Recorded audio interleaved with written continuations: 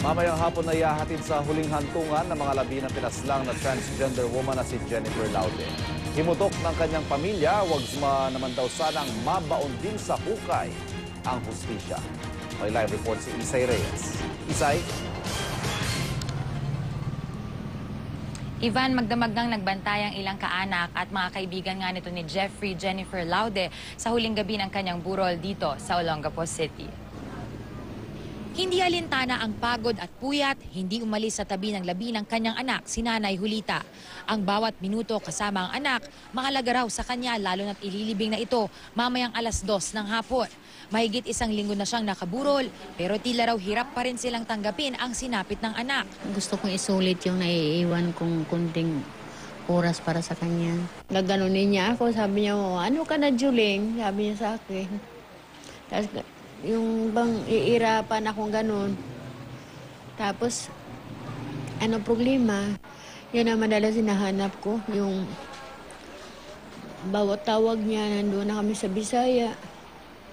Yung sasabihin niya sa akin na,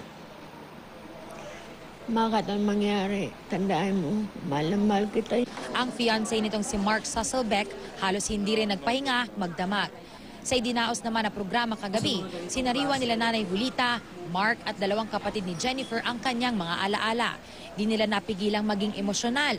May galit daw silang nararamdaman kay US Marine Private First Class Joseph Scott Pemberton.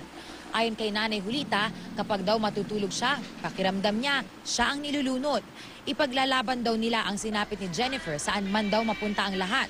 Karapatan daw nitong mabigyan ng karapat-dapat na hustisya. Ang mga kaibigan naman ni Laude, hiling lang na sana raw ay tumigil na ang pagpapakalat ng masasakit at masamang komento sa social media. Sana raw ay respetuhin naman ang sinapit ng kaibigan nila, lalo na't di naman nila ito kilala. Tigilan na nila yung pagko-comment ng pangit. Kasi yung mga tunay na kaibigan niya nasasaktan sa mga nababasa namin na kesyo baklang magnanakaw. Sa tagal na napagsasama namin ni Jennifer, hindi siya nagnakaw.